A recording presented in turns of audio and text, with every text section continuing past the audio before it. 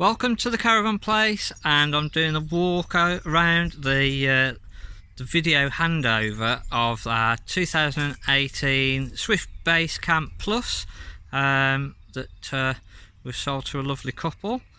So we've got it actually started to do the service and the PDI now. So while we've got that going, I'm going to just do a bit of a walk around on the outside and just show you where things are going to go on the outside, where to plug in, where the water is going to go in, how to connect the gas. So I'm going to start off on the gas, which he's actually doing a gas pressure test at the moment, so he's got that on test. Now that'll stay on for about 10 minutes while he checks the gas pressure there. Up here we've got the bulkhead regulator, and fitted onto here is the pigtail, and it's a setup for butane gas, propane, sorry, it's set up for propane gas. Now what you do have to remember is this is a reverse thread, so when we connect up to the gas bottle, to actually connect this on is a reverse thread. So that's going to thread in by hand to begin with, and then with a gas spanner you just tighten that up. The one thing that you'll notice at the moment, because we've got it on gas test, the little shut off valve there is actually shutting off the pipework back to the gas bottle. So when we're actually using it and when you've picked the Caravan up, this will be back into the inline position, and you can actually see just on the little diagram there, so that will be back in line with the pipework, and that will let the gas come through to the van. So if you ever get it where you've not got any gas coming through, that's one of the things, just double check that, make sure that you've turned your gas bottle on, and then as long as we've not got any issues with the actual regulator itself, you should be getting the gas through there. We've got room for the 2 bottles, so you can get 2 bottles in there, plus a little bit of extra storage space there as well. I believe he's already checked the date on the gas hose, which we've got a date just on there which will be on his service sheet of 08/2017, so the gas hose is 3 years. So that is fine. I believe on that type of gas hose they have to be replaced every 5 years, so there's another good 2 years left on that there.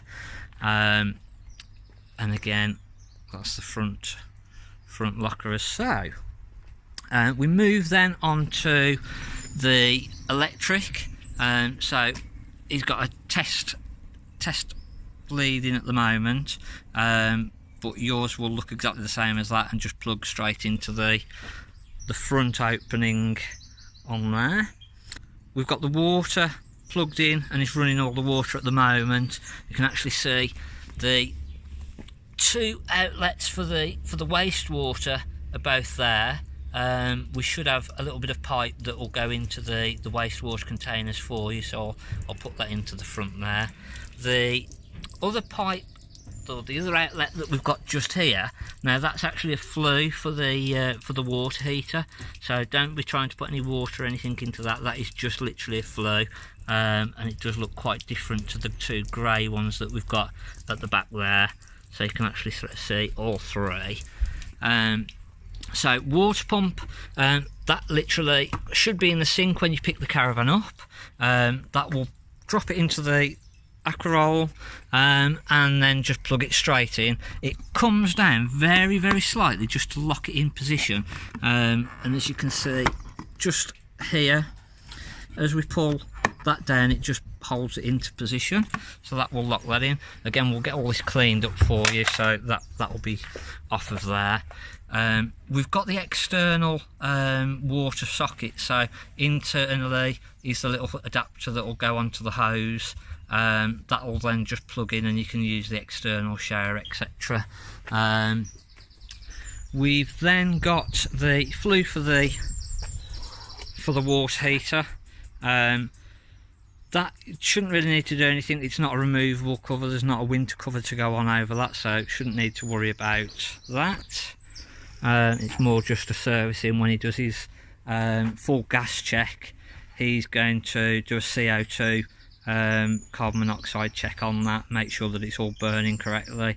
So when you pick it up, there'll be a service sheet inside, and there'll be some little receipts, some little printouts on the service sheet, and that's going to be where he's done the CO2 testing on the fridge, on the boiler. So anything that's using gas, there'll be a printout there. There'll also be a bigger printout, which will be a room room CO2 test. So we'll make sure that there'll be a good 10-minute test where we'll have the tester in there with everything all running on the gas, everything locked up, all the windows shut, the door locked up, and we'll be making sure that no gases from any of the gas appliances are coming back inside, so that you know that basically when you go away, everything is going to be safe. You're not going to have any problems stopping in there with things running on gas. You're not going to end up with carbon monoxide poisoning or feeling ill.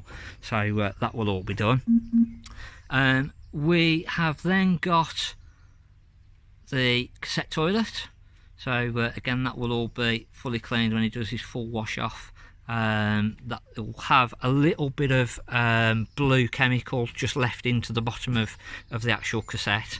Now, to fill your flush water, which you can see here, we've got the little eyeglass just to give you an indication of how much water's in there. To drain that off at the winter, it will just literally pull out a little jiggle, and it should come out of the bung. We would then hold it over to the side. I'm not going to drain it off, but you just hold that out to the side, and that will drain all of the flush water out of the system there for you. To fill the flush water up, pop this one back, take off the cap, and then we can put our pink chemical and just normal water then. I don't know whether you can see, there's a fair bit in there already. Again, you probably don't want to travel with that completely full, otherwise you're going to end up with water in the bathroom from the toilet possibly. We've then got the actual cassette, which, to remove the cassette, we've got a little green handle just at the bottom here, so that pulls up, and then this will just slide straight out. You've got the handle that'll extend out. Now, if you come to remove this and it's really tight and it won't come out, what you're going to need to do is just inside, just make sure that the actual toilet flap is closed. So if we lift up the toilet, you can see he's been popping the flush water through. So on the bottom here, I don't know whether you can see, the actual flap is moving, and that is operated by the lever here, and that opens and closes the flap of the toilet to let everything through. Now we want to make sure that that's fully closed, so it's all completely closed off, and then the cassette on the outside will come out nice and easily. If this was open even just a tiny bit, and sort of in that position, or even less than that, you're going to find that the cassette on the outside won't come out. So always just make sure that that's fully closed, and then that cassette will come out an awful lot easier. So we can now remove the cassette as one, and that just comes straight out. Quite a good size cassette on this one. To empty it, we pop the empty valve out, take off the cap, and then at the Elson point on site, we obviously tip the end through. There's a little air release valve here. Now, as we tip it in, if we hold the little air release valve in, that will let air in and just let everything empty out of the cassette itself, as it should do, and make life a little bit easier. Now once it's been emptied, you can swirl that through on site. The little cap will then pull back. There's the little lever on the side which will just open up, and again then you can just put a little bit of glue in there, just a little bit of cleaner just to make sure that that's all okay, and then close it back off, pop the empty back round, and again that will extend to sort of take it back, and then when you come back to pop it in the Caravan, the little green handle, trying to do it one-handed, sorry, the little green handle will lock back into place, and then we can put the cassette back in for you, and that just pushes straight back in, and again just make sure it's fully in and that's clicked in and locked into place. Something that I'd missed on when I showed you when plugging the electric in, there is a external satellite point as well, so if you go onto site and they've got a satellite hookup, you can get a connector that will go onto that one, connect up to another cable, and then you can plug straight into their satellite feed on the Caravan site. Now that is wired straight to the satellite point by where the TV is.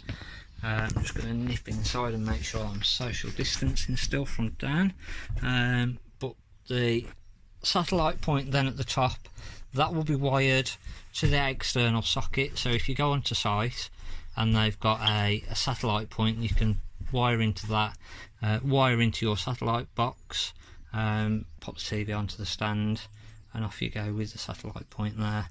The normal aerial point will work off your status aerial, so we've got the booster box just in the top there, and that point will be wired into this black lead here, so that's running to that point that we just saw. Then we've got the electric power supply, we've got the little light on so you can see that working, and then the actual aerial itself, we can move that round, we can undo the nut here, and we can actually move this up and down, twist it round, and then we've got a bit of fine tuning on the bottom one here. Now the indicators that we've got here is relevant to the little sticker on the side, so we want to make sure that when we come to travel that we've put the antenna into the positions as so, and just make sure that we've got that into the correct position, ready to travel. A little video just to make sure that it's in the right position for travelling, which is as we have now. So the smaller part is pointing towards the back of the Caravan, and that will be indicated on the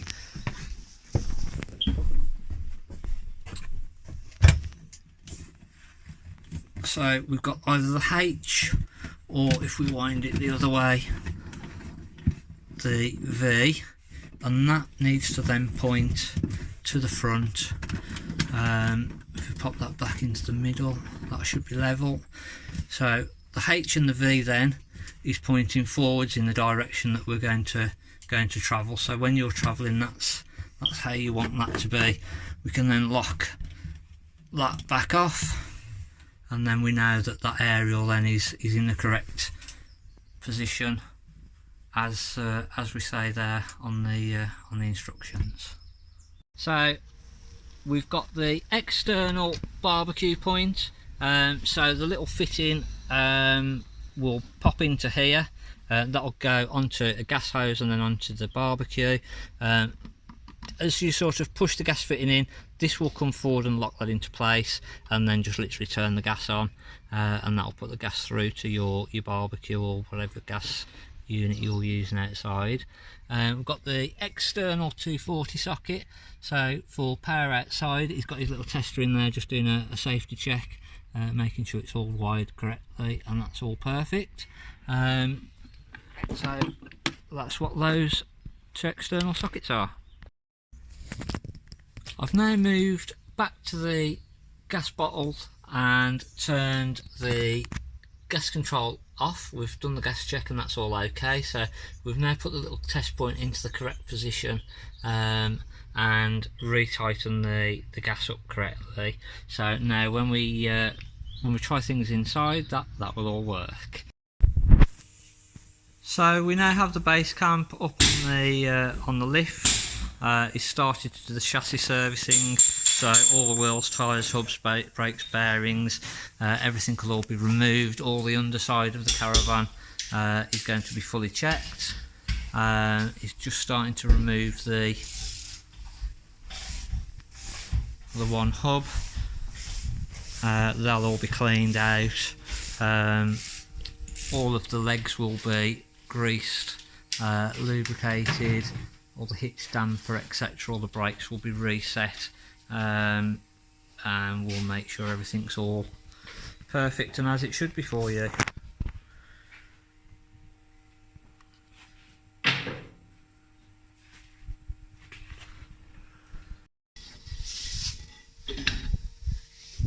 So all the brakes will now be fully checked through, and obviously we'll carry out the rest of his service and then recalibrate all the braking and adjust everything up ready for collection.